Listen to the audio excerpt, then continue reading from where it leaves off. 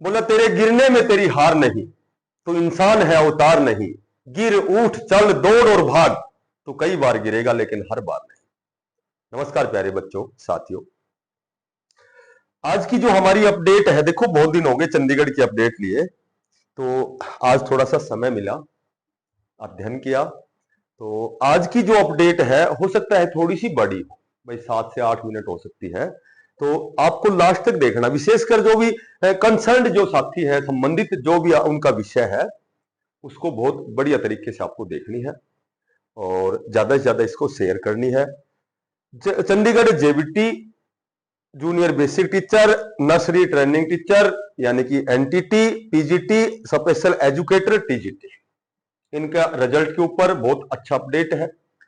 और साथ ही देखो जो भी भर्तियां है इनमें भाई रिजल्ट आने में इतना विलंब क्यों है, व्यवधान क्यों है, रुकावट बाधा क्यों है, तो उस पर भी हम थोड़ी सी टू द पॉइंट चर्चा करेंगे। तो सबसे पहले तो हम बात करते हैं, देखो जेबीटी का जो रिजल्ट है, चूंकि सारी चीजें सारे प्रोसीजर बिल्कुल कंप्लीट हो चुके हैं, लेकिन इसमें व्यवधान इसलिए है कि कुछ एक कोर्ट केस है। तो एक केस की मैं जिक्र करता हूं, अभी जो 23 तारीख का जिसका सॉर्ट आउट हुआ है जो केस, वो क्या था कि 8 कैंडिडेट थे जिनकी कैंडिडेचर रद्द कर दी गई थी। तो ये जो 8 कैंडिडेट थे, इन्होंने क्या किया, कि कट ऑफ के बराबर इन्होंने मार्क्स लिए, इनका 1.5 गुना में डॉक्यूमेंट्स वेरिफिकेशन हुआ। तो डीवी जब इनका हुआ तो इनको रिमार्क दिया गया कि भाई आप इसके लिए एलिजिबल नहीं है, आप इन एलिजिबल है। ठीक है। अब वो कारण क्या था, वो कारण ये था कि जेवीटी के लिए जो क्वालिफिकेशन है वो या तो जूनियर बेसिक टीचर के डिप्लोमा होना चाहिए, या 2 साल का एलिमेंट्री जो है वो डिप्लोमा होना चाहिए। पर इन 8 कैंडिडेट ने BELED कर रखी थी। ठीक है। तो इसका मतलब यह है कि बैचलर ऑफ एलिमेंट्री जो एजुकेशन है, इसका 4 वर्षीय कोर्स होता है, इन्होंने ये कर रखा था। तो चूंकि इनको रिमार्क दिया गया कि भाई आप एलिजिबल योग्य इसके नहीं है। अब इन्होंने कोर्ट में केस दायर किया। तो 23 तारीख को ये जो मामला है, कोर्ट ने क्या कहा कि ये कैंडिडेट इसके एलिजिबल है, क्योंकि क्वालिफिकेशन जो होती है वो एनसीटीई द्वारा अप्रूव होती है। यदि नेशनल काउंसलिंग टीचर एजुकेशन ने इसको सही कहा है तो ये कैंडिडेट आठों इसके लिए योग्य है, इसलिए इन कैंडिडेट्स को इस जेवीटी में शामिल इंक्लूड किया गया। अब केवल और केवल जेवीटी का रिजल्ट ही आना है, बाकी इसमें कोई भी अभी कोई ऐसा केस नहीं है, ये केवल रिजल्ट आना है। और वो रिजल्ट मैं आपको बताता हूं कि जेवीटी हो, पीजीटी हो, टीजीटी हो, एनटीटी हो, इनका रिजल्ट लगभग साथ आएगा। 1 सप्ताह का टाइम टीजीटी में लग सकता है, क्योंकि अभी इसमें बात करेंगे आगे कि इसकी रिमार्क लिस्ट है वो 1-2 बार आती रहेगी, एब्सेंट कैंडिडेट को कॉल किया जाएगा, बुलाया जाएगा। तो लगभग जेबीटी का रिजल्ट है वो सबसे पहले आएगा और इसमें कोई किसी प्रकार का व्यवधान नहीं है। ये केस लास्ट था, ये भी खत्म हो चुका है। ठीक है। कोई एक आज छोटा मोटा माइनर है, वो बहुत ज्यादा महत्व नहीं रखते। तो एनसीटीई के द्वारा जो भी डिप्लोमा मान्य है वो कंसिडर करते हैं एनसीटीई के द्वारा कि भाई BELD और जेबीटी एलिमेंट्री का जो डिप्लोमा है वो एलिजिबल टू पीआरटी और जेबीटी। बात करेंगे एनटीटी की। देखो जो नर्सरी टीचर ट्रेनिंग है, एनटीटी की बात करेंगे तो एनटीटी में भी वही था कि भाई जैसे 100 वैकेंसीज थी, तो 150 यानी 1.5 गुना को डीवी के लिए बुलाया गया था। ठीक है। तो इसमें सबसे पहला जो चरण था वो मेरे ख्याल से जुलाई में बुलाया गया था। ठीक है। उसके बाद में कैंडिडेट अब्सेंट हुए या डॉक्यूमेंट्स वेरिफिकेशन में जिनको दिक्कत हुई तो उनको दोबारा से रिमार्क लगा तो वो बुलाया गया था। मैं सीधा डायरेक्ट बताता हूं, 20 तारीख को 20 सितंबर को बुलाया गया था। उससे पहले भी बुलाया था, अगस्त में बुलाया था, 23/8 को बुलाया था। ठीक है। तो जो कैंडिडेट एक तो अब्सेंट के कैंडिडेट थे और दूसरा जिनका डॉक्यूमेंट्स वेरिफिकेशन के समय डिप्लोमा जो है, विशेषकर मैं डिप्लोमा की बात करता हूं, और वो डिप्लोमा किसका, वो डिप्लोमा एनटीटी का। और एनटीटी का जो डिप्लोमा मैंने पहले बताया था कि ये एनसीटीई से अप्रूव होना चाहिए, एनसीटीई से। ठीक है।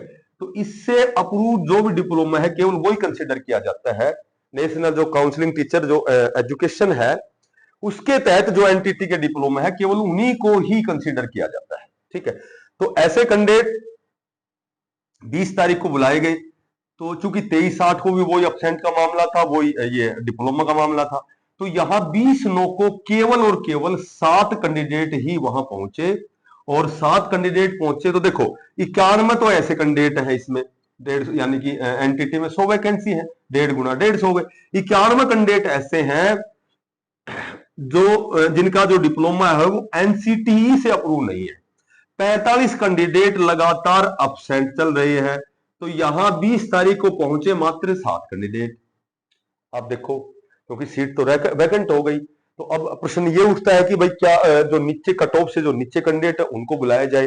तो अब इन्होंने क्या किया कि अब इन्होंने ये किया कि डीवी के लिए फाइनल जो मौका दिया गया है इन अब्सेंट कैंडिडेट को या जिनका एनसीटी से अप्रूव नहीं है, तो उनको दोबारा से बुलाया गया है, यानी कि तिबारा बुलाया गया है, दोबारा नहीं थर्ड बार बुलाया गया है। और वो बुलाया गया है 27 सितंबर को, 27/9 को बुलाया गया है डॉक्यूमेंट्स वेरिफिकेशन के लिए एनटीटी में।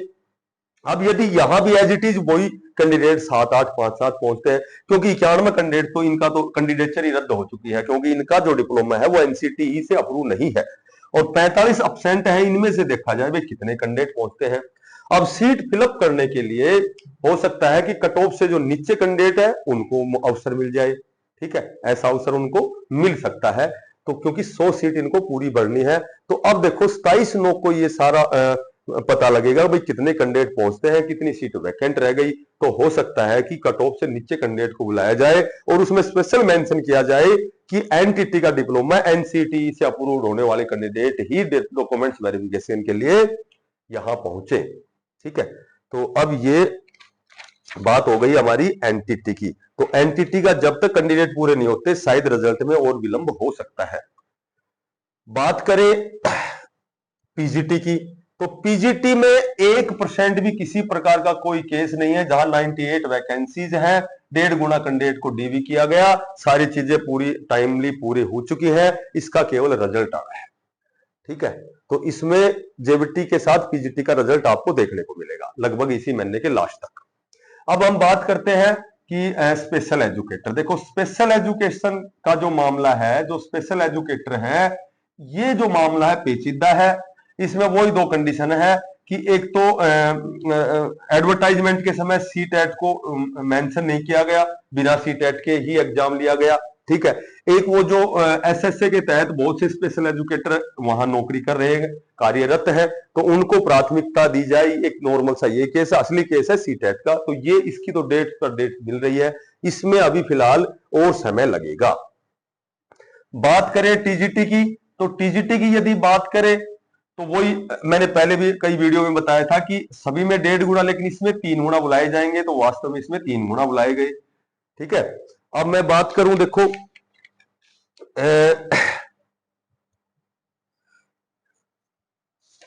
देखो इसकी जब हम बात करते हैं तो इनमें कैंडिडेट को जैसे रिमार्क लगाया गया है, तो 23 और 24 तारीख को जैसे, ठीक है, 23 तारीख 24 तारीख को वो जैसे उनका रिमार्क लगाए गए थे सब्जेक्ट वाइज। भाई अब वो रिमार्क बताता हूं आपके क्या क्या रिमार्क हैं, और रिमार्क पर थोड़ी सी चर्चा करते हैं, उसके बाद हम करेंगे रिजल्ट पर चर्चा। एक तो रिमार्क, देखो एक तो रिमार्क ये है कि जैसे किसी ने बीएड का डिप्लोमा यदि अपलोड नहीं किया है तो इसको ये नहीं है कि भाई इसको हटा दिया जाएगा, इनको इनएलिजिबल नहीं कहा जाता, क्योंकि इनको केवल बीएड के जो सर्टिफिकेट है वो विद 50% की वो वहां जमा करवानी पड़ेगी। ठीक है, हो सकता है जमा करवा दी उन्होंने। अब बात करें सबसे पहले तो इलेक्टिव सब्जेक्ट की बात करूं मैं, तो इलेक्टिव सब्जेक्ट की यदि बात करता हूं तो इलेक्टिव सब्जेक्ट मैं आपको फिर बताता हूं कि ये इनएलिजिबल ही माने जाएंगे यदि जिसके बीए जब हम ग्रेजुएशन करते हैं उस समय सब्जेक्ट जो लैंग्वेज सब्जेक्ट है, जर्नल नहीं है लैंग्वेज, जैसे एक तो जर्नल सब्जेक्ट हो गया हिंदी, इंग्लिश, संस्कृत, पंजाबी जो भी है, उसके साथ इलेक्टिव होता है, जैसे इलेक्टिव हिंदी, इलेक्टिव इंग्लिश, ठीक है, elective math, elective Punjabi, elective Sanskrit, तो इसको कोई जैसे लिटरेचर के नाम से बोलते हैं, कोई इलेक्टिव कह देते हैं। तो इलेक्टिव का मतलब होता है वैकल्पिक, और वैकल्पिक का मतलब हमें चुनना है, हमें चूज करना है ये सब्जेक्ट। तो ये यदि कोई भी हिंदी का है, ठीक है, या कोई भी इंग्लिश का है, या कोई भी संस्कृत का है, तो इनके पास ग्रेजुएशन में इलेक्टिव सब्जेक्ट के रूप में ये वैकल्पिक विषय होना चाहिए, और ये इस विषय में 50% मार्क्स होने चाहिए। विद जब हम बीएड करते हैं तो बीएड में जो 2 टीचिंग सब्जेक्ट हैं उनमें एक टीचिंग सब्जेक्ट लैंग्वेज का होना चाहिए जो आपने इलेक्टिव दिया है। तो यदि ऐसा नहीं है तो वो इनएलिजिबल ही होंगे, ठीक है, तो उनको शायद मौका नहीं मिलेगा। दूसरा है, कईयों के पास आईसीटी का सर्टिफिकेट जिन्होंने अपलोड नहीं किया था, और इसके बाद में कैटेगरी का मामला है, जैसे ईडब्ल्यूएस का है, तो कईयों के पास रिमार्क लगाया भाई ईडब्ल्यूएस की पुरानी सर्टिफिकेट इनके पास नहीं होनी चाहिए। तो ये जैसे ये जो कैंडिडेट है इनकी कैंडिडेचर रद्द नहीं होगी, क्योंकि ये तो जो अपलोड करा देंगे या वहां जमा करवा देंगे तो ये तो फिर जैसे उसमें शामिल हो जाएंगे, ये तो पार्टिसिपेट करेंगे इस ज्वाइनिंग में। तो इसमें मेन जो मुद्दा है, इसमें 2 ही मुद्दे हैं, मैं आपको बताता हूं। एक मुद्दा तो है कि वैकल्पिक इलेक्टिव सब्जेक्ट का, और एक मुद्दा है सीटेट का। और ये सीटेट का मुद्दा ना जेवीटी में है ना एनटीटी में, ये केवल टीजीटी में है। सीटेट के बारे में आपको बता देता हूं। देखो भाई पूछो भाई सीटेट मेरे 82 है, मेरा शामिल क्यों नहीं, तो मैं आपको सच बताता हूं कि सबसे पहले तो मैं आपको बताता हूं कैटेगरी से संबंधित। देखो कैटेगरी से संबंधित बात यह है कि कैटेगरी एससी हो, एसटी हो और ईडब्ल्यूएस हो, चाहे ये किसी भी स्टेट का हो, ये ऑल इंडिया में इसी कैटेगरी में बिलोंग करते हैं, ठीक है। एससी का यदि राजस्थान का है या चंडीगढ़ का है, या मैं कहूं कि भाई जैसे कहीं का भी एससी है, इंडिया की राजधानी दिल्ली में, इंडिया की राजधानी दिल्ली में किसी भी केंद्र शासित प्रदेश में यदि किसी भी स्टेट का एससी एसटी ईडब्ल्यूएस है, वो हमेशा एससी एसटी ईडब्ल्यूएस ही रहेगा। ओबीसी की मैं बात करता हूं, ओबीसी में आपको बताता हूं, दिल्ली का नियम तो यह है डीएसएसबी की भर्तियों में कि जिस कैंडिडेट के माता पिता 1993 से या तो दिल्ली में रह रहे हैं या वो कैंडिडेट खुद रह रहा है 1993 से, तो उसकी ओबीसी की सर्टिफिकेट बन जाती है, ठीक है। और उसी तरह यदि ओबीसी चंडीगढ़ की लिस्ट में, ओबीसी लिस्ट में यदि वो कैंडिडेट का नाम है तो वो ओबीसी में काउंट होगा, अदरवाइज अदर स्टेट जर्नल में काउंट होते हैं।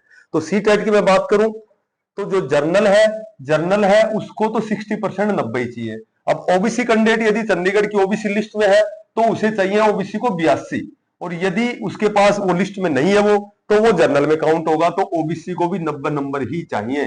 यदि ओबीसी की लिस्ट में है तो उसे 82, और एससी एसटी को भी 82 चाहिए, और ईडब्ल्यूएस है, ईडब्ल्यूएस को 90 नंबर ही चाहिए सीटेट में, ठीक है। तो आपका जो रिमार्क है टीजीटी में, वो लगभग रिमार्क लिस्ट जो भी है, जो भी आपकी माइनर मिस्टेक है, त्रुटियां हैं, वो आपको बुलाया गया था।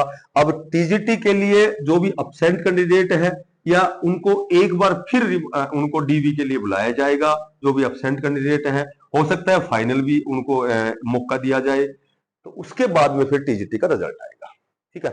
3 गुना कैंडिडेट बुलाए गए हैं, 1-2 सब्जेक्ट साइंस में इस तरह से किसी कैटेगरी में छोड़ के लगभग हर सब्जेक्ट में जो 2 गुना कैंडिडेट है वो सारे सिलेक्शन लेंगे। 2 गुना कट ऑफ में जो 2 गुना तक, 3 गुना बुलाए थे तो 2 गुना तक जेवीटी में, सॉरी टीजीटी में सिलेक्शन लेंगे, और इनका रिजल्ट है वो आपको लगभग कुछ एक रिजल्ट इस मंथ के लास्ट तक और कुछ एक अगले मंथ में लगभग लास्ट तक ही लगा लो, क्योंकि अभी टीजीटी की डीवी 1-2 बार और होनी है, फाइनल डीवी के लिए बुलाया जाएगा। एनटीटी का मामला मैंने आपको बता दिया, और पीजीटी पर कोई केस नहीं है, ठीक है। तो जो टीजीटी रिमार्क लिस्ट में एक तो सब्जेक्ट से संबंधित जो भी हम वैकल्पिक विषय है उससे संबंधित, और एक सीटेट से संबंधित, ये दोनों कंडीशन पूरी होनी चाहिए। बाकी तुम कहीं कुछ भी करो, जब भी वैकल्पिक विषय बीए में और टीचिंग सब्जेक्ट बीएड में विद 50% होना अनिवार्य है, अदरवाइज कुछ नहीं हो सकता। और ये सीटेट के बारे में मैंने बता दिया, एससी एसटी ईडब्ल्यूएस को 90, एससी एसटी को 82, ओबीसी यदि ओबीसी की लिस्ट में है चंडीगढ़ में तो 82 चाहिए, अदरवाइज अदर स्टेट जर्नल में काउंट होगा। सेम दिल्ली का वही पैटर्न है। और जो भी साथी नए हैं, चैनल को सब्सक्राइब करना, ज्यादा से ज्यादा शेयर करना, और सभी साथियों को बेस्ट ऑफ लक। धन्यवाद। राम।